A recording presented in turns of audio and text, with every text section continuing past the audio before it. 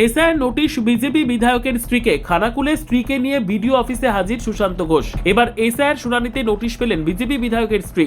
খানাকুলের BJP বিধায়ক সুশান্ত ঘোষের স্ত্রী অর্চনা ঘোষকে শুনানিতে ডাকা হয়েছে বলে খানাকুল 2 নম্বর বিডিও অফিস সূত্রে জানা গিয়েছে। নোটিশ পাওয়ার পরই বুধবার স্ত্রীকে সঙ্গে নিয়ে সরাসরি খানাকুল 2 নম্বর বিডিও অফিসে হাজির হন বিধায়ক সুশান্ত ঘোষ। সেখানে এসআইআর এর ফর্ম ফিল আপ করেন অর্চনা ঘোষ। শুনানি শেষে সুশান্ত ঘোষ বলেন, আজ আমার স্ত্রী এসআইআর ফর্ম ফিল আপ করলেন। তৃণমূল কংগ্রেস অপপ্রচার করছে যে বিজেপি বেছে বেছে বিরোধীদের নাম এসআইআর এ পাঠাচ্ছে। আজ সেটা ভুল প্রমাণিত হলো। আবার এটাও প্রমাণ হলো যে বিরোধীদের নামও শুনানিতে আসছে। নির্বাচন কমিশন সংবিধান মেনেই নিজের কাজ করছে। তবে এই ঘটনাকে ঘিরে রাজনৈতিক চাপানোতর থামেনি। তৃণমূল কংগ্রেসের পাল্টা দাবি এটি বিজেপির ড্যামেজ কন্ট্রোল এর অংশ এবং রাজনৈতিক কৌশল মাত্র। এই ঘটনাকে কেন্দ্র করে এসআইআর প্রক্রিয়া ও নির্বাচন কমিশনের ভূমিকা নিয়ে নতুন করে রাজনৈতিক বিতর্ক শুরু হয়েছে আরামবাগ মহকুমা জুড়ে। আমি অর্চনা ঘোষ। আজ আমি খানাকুল 2 নম্বর ব্লকে এসেছি। আমার আজকে হিয়ারিংয়ে ডাক ছিল। কিছু আমার কাগজপত্র ভুল ছিল, সেগুলো আজকে আমি সাবমিট করেছি। হিয়ারিং চলছে। আজকেও আমি হিয়ারিংয়ে এসেছি। আমার স্ত্রীর হিয়ারিং চলছে। তো এই তৃণমূল কংগ্রেস যে প্রচার করছে না, যে বিজেপি বেছে বেছে সবার হিয়ারিং করাচ্ছে, এটা কিন্তু ভুল বার্তা মানুষকে দেওয়া হচ্ছে। তো আজকে আমার পরিবারেও এসেছে, তো তাকেও ডাকা হয়েছে। নিশ্চিতভাবে আমি হিয়ারিংয়ে অংশগ্রহণ করেছি। তো সবাইকে বলবো, তৃণমূল কংগ্রেস মানুষকে বোকা বানানোর চেষ্টা করছে। অনেক ক্ষেত্রে অনেক রকম ভুলভ্রান্তি রয়েছে।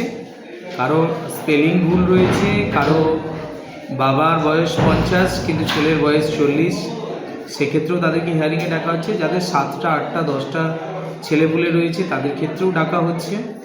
অনেকগুলো ক্ষেত্র দেখে দেখে ডাকা হচ্ছে। যাদের 2 জায়গায় 3 জায়গায় নাম আছে তাদেরকেও ডাকা হচ্ছে। এরকম বিভিন্ন সমস্যার কারণে ডাকা হচ্ছে। কিন্তু বর্তমান সময়ে তৃণমূল কংগ্রেস এটাকে নিয়ে নোংরা রাজনীতি করছে। আমরা বলবো, এটাকে নিয়ে নোংরা রাজনীতি করবেন না। আমাদেরও যেরকম হিয়ারিংয়ে নাম আসছে, ঠিক একই রকমভাবে অন্যান্য বিভিন্ন ক্ষেত্রে যাদের নামের গোলযোগ বা ডিস্টার্ব রয়েছে তাদের ক্ষেত্রেও কিন্তু হিয়ারিংয়ে ডাক আসছে। তো এটা আসবে, এটাকে নিয়ে অপপ্রচার করার কোনো যুক্তি নেই। আমরা মনে করি যাদের ডাক আসুক, আপনারা হিয়ারিংয়ে অংশগ্রহণ করুন। নিশ্চিতভাবে আপনি সঠিক কাগজপত্র দেখালে আপনাদের নিশ্চিতভাবে নাম থাকবে, কোনোভাবেই কারো নাম বাদ যাবে না। সারা বাংলায় এই এসআইয়ের নাম করে বিজেপি নির্বাচন কমিশনারকে দিয়ে যখন শয়ে শয়ে এক একটা বুথে 900 ভোটার হলে 800 জনকে ডাকাচ্ছে, 800 ভোটারকে ডাকাচ্ছে, যখন মানুষ মারা যাচ্ছে, বিজেপি তো ড্যামেজ, সেই ড্যামেজকে কন্ট্রোল করার জন্য নির্বাচন কমিশন এবং বিজেপির একটা রাজনৈতিক কৌশল। তাই আজকে বিজেপির বিধায়কের স্ত্রীর নাম দেখা গেছে। দেখুন, এটা হচ্ছে ড্যামেজ কন্ট্রোল, এছাড়া আর অন্য কিছু নয়। যদি এটা হতো তাহলে তো শুভেন্দু অধিকারীর মাও তো বারংবার যেটা বলা হয়েছে বাংলাদেশ, তাহলে সেইখানেও তো তার নাম সেই জায়গায় এসে নোটিশ করে ডাকা হতো।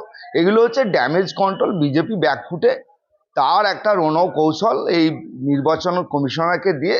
যদি কোথাও একটু সুরা এতে হবে না। বিজেপি এসআইআর নিয়ে আজকে ব্যাকফুটে, তার ড্যামেজ কন্ট্রোল করার জন্য এটা। তাই চুপি চুপি আজকে বিজেপি বিধায়ক তার স্ত্রীকে নিয়ে বিডিও অফিসে। এগুলো হচ্ছে যে পুরো নাটকীয় সমস্তটাই। কিন্তু আজকে এসআইআর যে নাম করে বিজেপি যে আজকে বৈধ ভোটারের নাম বাদ দেওয়ার প্রচেষ্টা চালাচ্ছে, এক একটা বুথে 150, 200, 300 জন করে অবৈধভাবে তাদেরকে ডাকা হচ্ছে। কিন্তু তারা বৈধ ভোটার, 2000 ভোটার তালিকায় 2002 সালের ভোটার তালিকায় তাদের নাম আছে। তারা সমস্ত কিছু কাগজ জমা দেওয়ার পরেও আজকে তাদেরকে ডাকা হচ্ছে। এ হচ্ছে বিজেপির একটা রাজনৈতিক কৌশল, এছাড়া আর কিছু নেই।